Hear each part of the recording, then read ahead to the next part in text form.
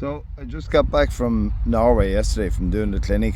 We did 4 days. We did 2 with sort of more experienced dogs and then 2 with younger, greener dogs. And it was fairly intense 4 days, but it was very interesting. It was always interesting for me. And so I tried a couple of new things, just using the pen and stuff like that. And so I asked participants if it was okay if I made a few bits of videos. So I have some video there and just about outrunning and things like that, and I want to try and share those with you this month to give you some ideas about how we can change stuff. And then the other thing I want to say is, what's this? It's about the 6th of June or something like that. Maybe it's the 10th. I don't think we're that far in yet.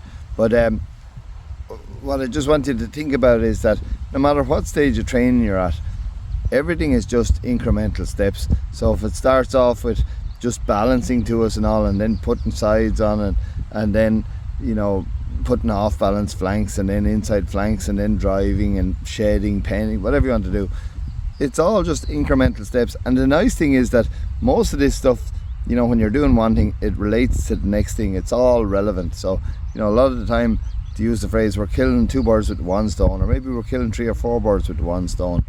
And one thing that comes up a lot in clinics is dogs looking back at us, and and so I'll try and I have a bit of that in the videos too, and just the importance of not having them looking back at us. It's just at a real basic level it doesn't really matter, but as you go on in your training, it really interferes with stuff like if you want to open a dog on its outrun and things like that, inside flanks, and we just don't want our dogs looking at us. But I think I have probably 2 videos from the clinic to give you some ideas about outrunning and just to get a little bit more creative. Our dogs can do all this, and I said it a couple of times in the clinic. The most important thing is that we start to, when we go to a clinic and we might bring our dog, that's great. Really though, the thing that we want to do is we want to educate ourselves, because when we learn and we understand more, the dogs just reflect it. So it's like that time back a long time ago when I was schooling with Eamon Connell and we were schooling double fetches and doing a bit of practicing around that. I used to say to Eamon that time, I say, don't worry about the dogs and what they do. I just need to get that picture real clear in my head about what I want, and then how to communicate it to the dog, and the rest will just fall into place then. And the nice thing about that, the fact that it's us we're educating at a clinic or whatever, or when we go to a good handler, the nice thing about that is when we learn that doesn't matter what dogs come and go, we'll always know it.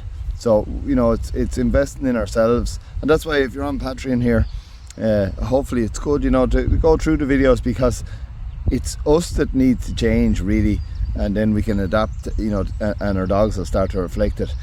Now, depending on their ability, a dog with a good desire to work, it just seems to be endless how much they can learn. And but the big thing is for us to be able to communicate it to them.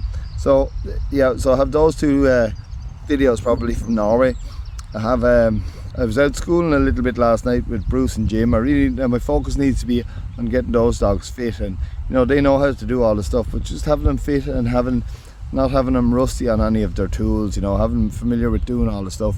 So I gave them a little spin on Hef's Hill last night, both of them, and I might just show you that. It's not exceptionally interesting or anything, but at the same time you'll see what I'm kind of doing. You see with Jim that the volume was kind of low, and it's just that when I ask for a left or a little left, that's what I get. Because with Jim, sometimes he can think he knows a little bit better, we don't need to do that, Paddy, or maybe he'll continue around on a flank instead of stopping, and little things like that. So I just want to clean those up. And with Bruce, just want to get Bruce really fit now, World Trial coming up and all that, and get him really fit, and just maybe just drop him down a gear, just a little bit peppy, and then keep his flanks clean. And then the other thing about with the 2 of those is they both work differently. They have different methods, so I have to handle them slightly different, and so my handling is rusty. It's as rusty as they are unfit. And so I need to get onto, in Jim's case, I need to get onto his page of how to handle them, timing and all that kind of stuff when I give my commands. And with Bruce, likewise, Bruce is a bit tighter, everything's a bit faster, and so you handle both of them slightly different. And the only way to get to do that is to start putting up a bit of mileage on them now with little bits of courses, and to make myself work a little bit too, and put out a few pegs and markers and make myself work to those markers, because I'm very good at letting myself off the hook and you know, oh, I'll work to that line, and oh, maybe we'll go to that tree instead. Whereas, you know, if I put up specific markers and make myself do it, and then a little bit of shedding, a little bit of things like that. So that's what we have sort of coming up this month, is maybe 2 videos from Norway, and maybe a bit of Bruce and Jim, and then there's something else I want to share with you. So it could be kind of a 4 video month, I don't know. I'm hoping this could be an interesting month video wise here. My work is starting to get busy again too now, so I kind of need to do a little bit of that, but no, we'll try and start putting up a bit of video for you there. Just I go and I do all these clinics, and I think, oh shit, I'm in Norway, you know, I should show people what it's like, or I'm in Spain, or I'm wherever, and then I go, yeah, I will do it the next time. So this time I'm going to try and do it, give you a little bit of insight maybe into what a clinic looks like, or you can see what the sheep are like in Norway and that kind of thing too.